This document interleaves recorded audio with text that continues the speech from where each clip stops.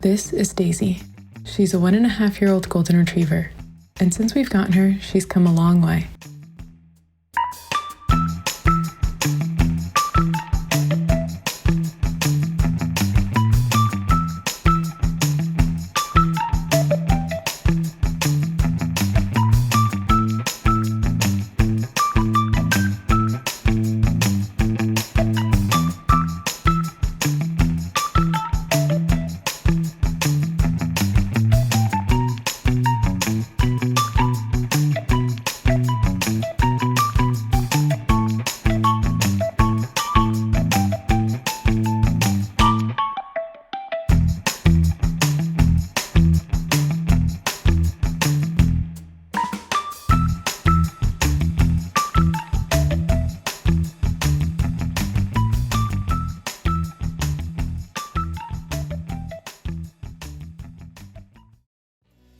Throughout the first year, her biggest change was by far her physical growth, and after that, her changes became much more subtle.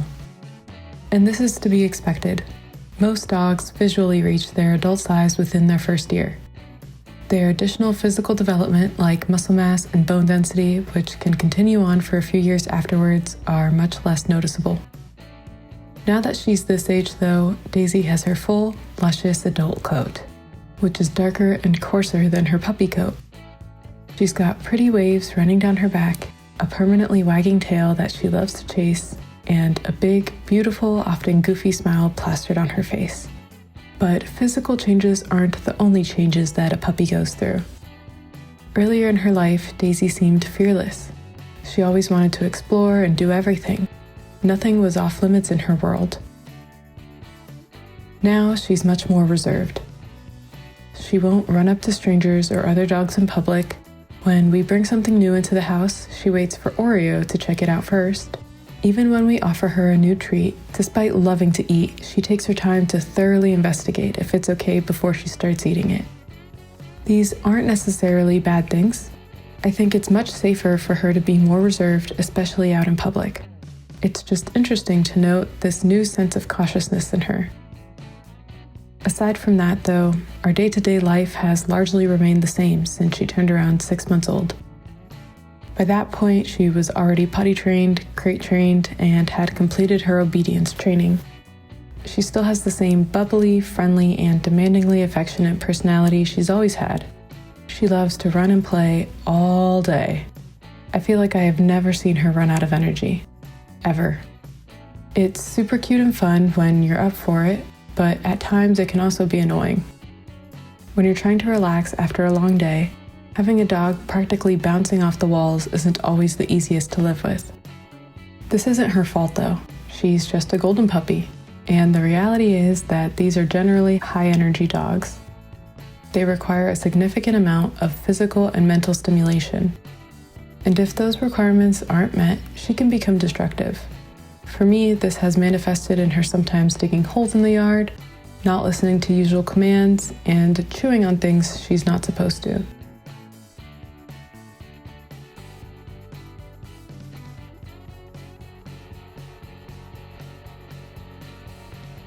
When you get a dog, you're signing up for a set of responsibilities for the entirety of their lives, not just when they're a young puppy.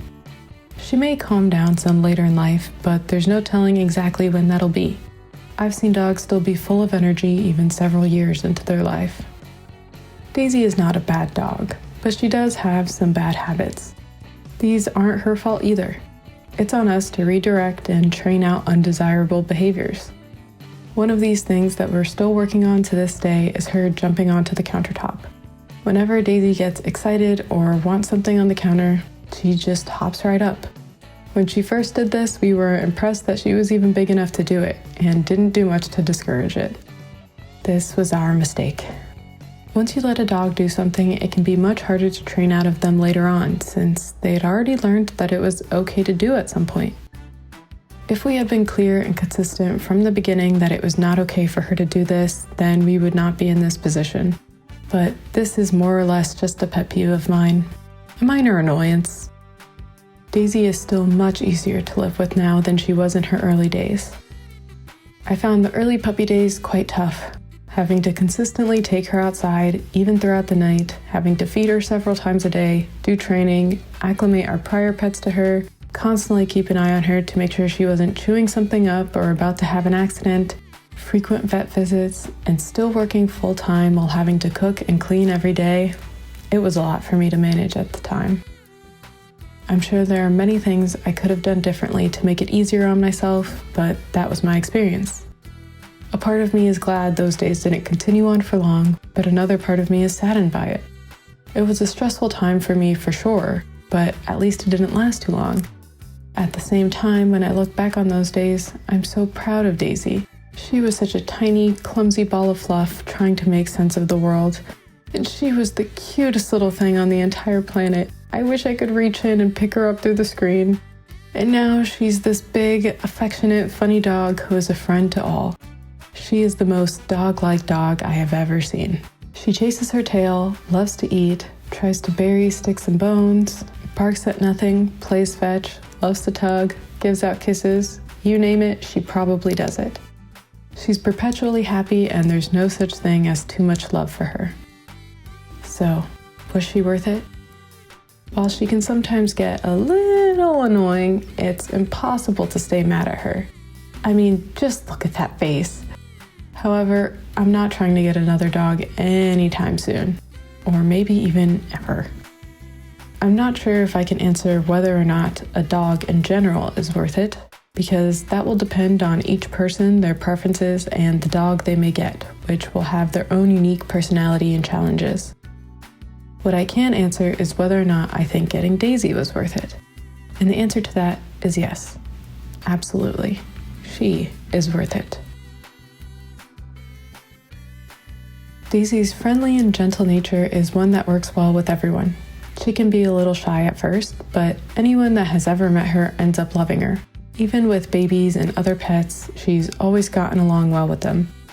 I'm going to give her a score of 9 out of 10 for temperament. Only because she can be either a little shy when she first meets someone or way super overexcited when meeting people she already knows.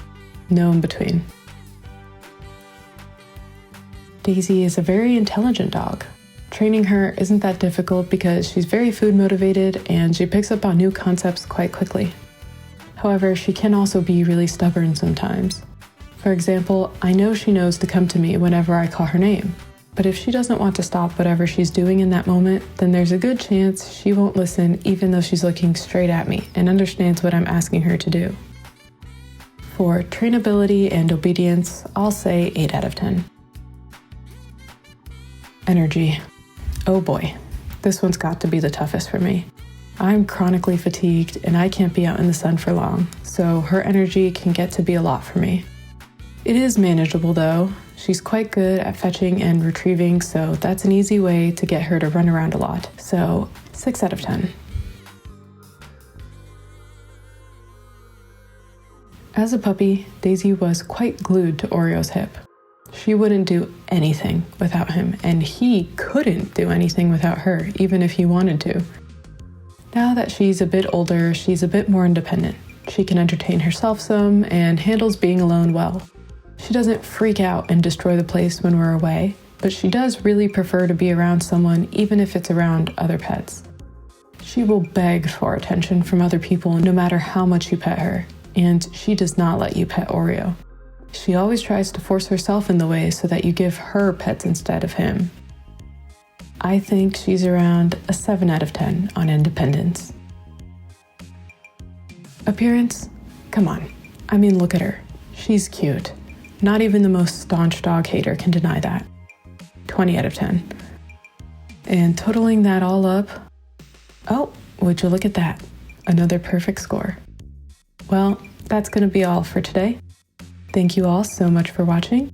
I hope you enjoyed the video. And if you did, leave me a comment. Until next time, goodbye.